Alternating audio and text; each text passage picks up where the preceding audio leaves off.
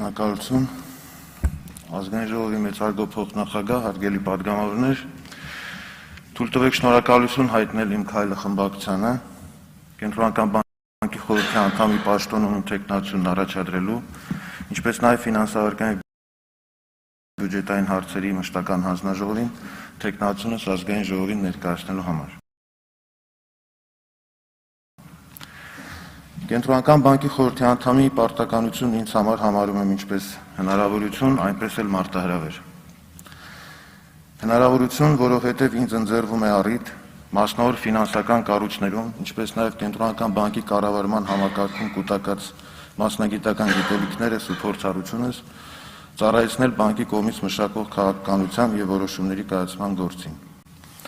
Մարտահրավեր, որովհետև արագ փոփոխվող աշխարհում տնտեսության և ֆինանսական համակարգի առջև ծառացող խնդիրներն իրենց բնույթով տարբեր են։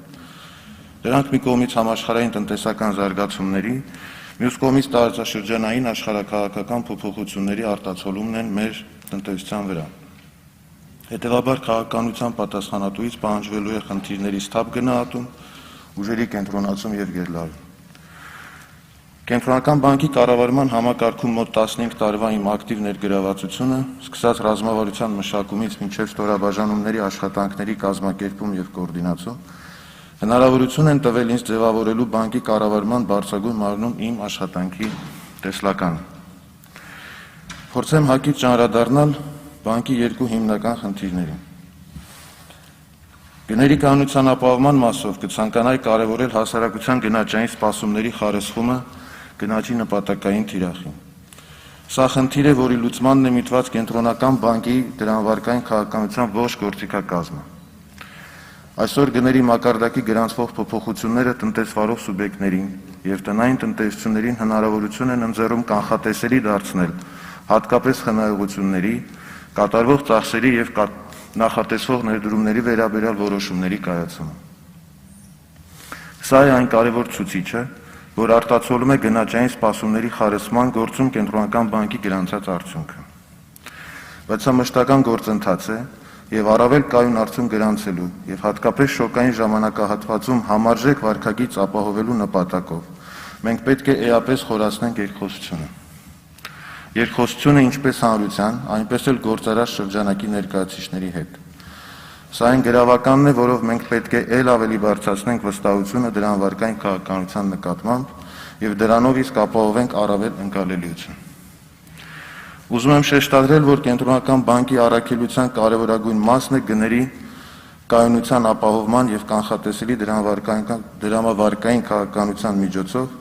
երկարաժամկետ հատվածում կայուն բարեկեցության աճի համար նախադրյալների ստեղծումը և ֆինանսական կայունությանը միտված մեր առաքելության իրագործումը։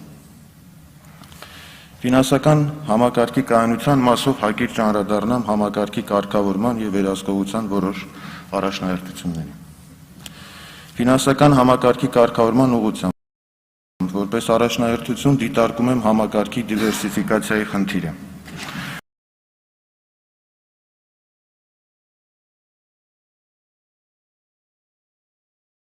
Այսօր Հայաստանի ֆինանսական համակարգի զգալի հատվածը բանկային համակարգն է, մոտ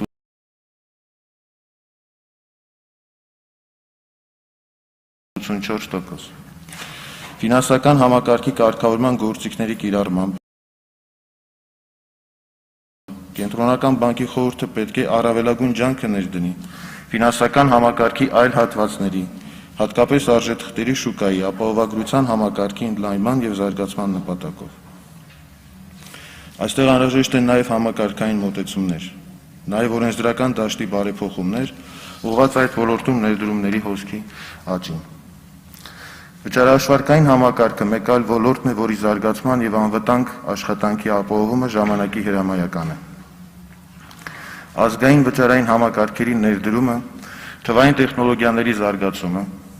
ֆինանսական համակարգի թվային տրանսֆորմացիան դարձել են գլոբալ ռեֆորմների և միջազգային ինտեգրացիայի կարևորագույն մարտահրավերներ։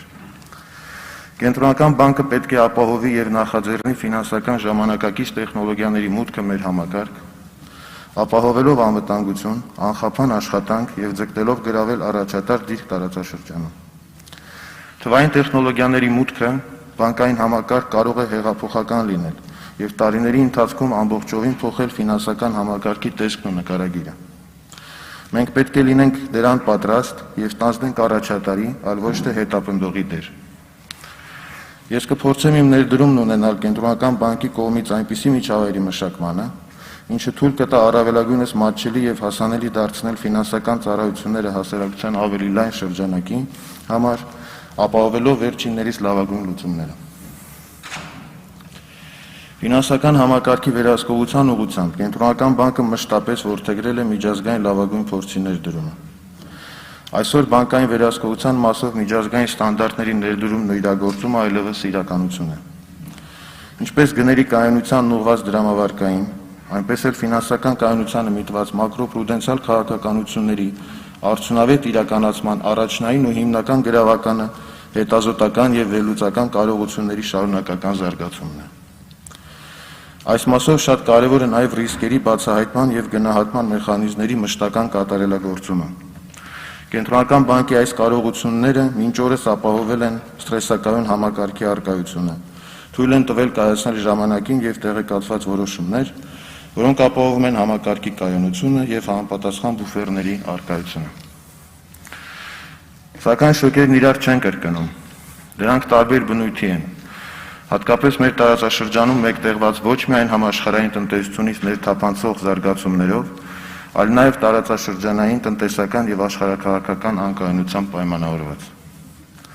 Ինչպես գների, այնպես էլ ֆինանսական համակարգի կայունության ապահովման մասով կցանկանայի նշել իրականացվող քաղաքականությունների թափանցիկության եւ ընկալելիության ապահովումը, որպես կարևորագույն առաջնահերթություն։ Ցանկանայի շեշտադրել նաև սպառողների շահերի պաշտպանության եւ ֆինանսական կրթման հիմնախնդիրը։ Այս ոլորտում դեռ անելիքները շատ են եւ ընտրվելու դեպքում իմ անմիջական մասնակցությունն եմ ունենալու իր անձնական ֆինանսները գրագետ եւ արդյունավետ կառավարող, իր շահերը գնահատող, դրանց պաշտպանությանը միտված ինքնուրույն քայլեր իրականացնող անհատի ձևավորմանը միտված քաղաքականությանը։ Այստեղ նույնպես միայն ենթաօրենսդրական եւ այլ իրավական ակտերի ընդունմամբ չպետք է սահմանափակվենք, ընդլայնելով հասարակության հետ մեր երկխոսության շրջանակը եւ գործիքները մենք պետք է մշտապես լինենք քաղաքացու տիրույթում, կիրառելով հաղորդակցման ողջ գործիքակազմը։ Ցանկանայի հակիրճ անդրադառնալ կենտրոնական բանկի միջազգային համագործակցությանը։ Ֆինանսական համակարգերն այսօր երևի թե համարվում են համաշխարհային տնտեսության առավել ինտեգրված համակարգերը։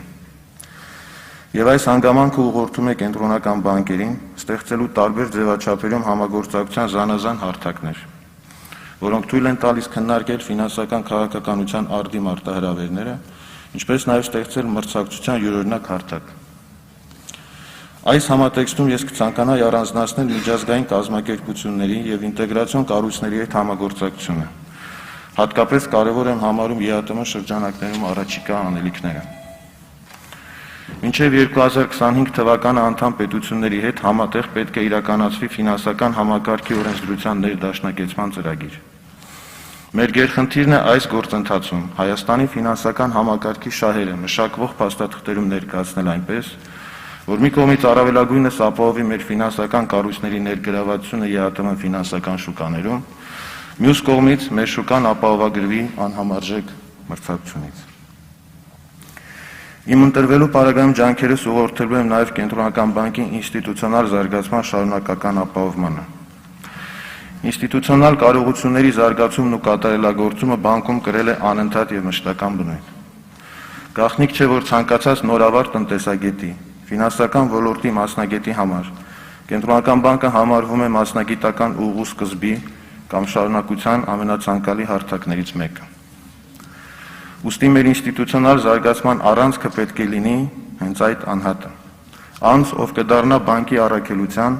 զարգացման, տեսլականի եւ ռազմավարության կրողը, դրա փաստաբանը եւ իրագործողը,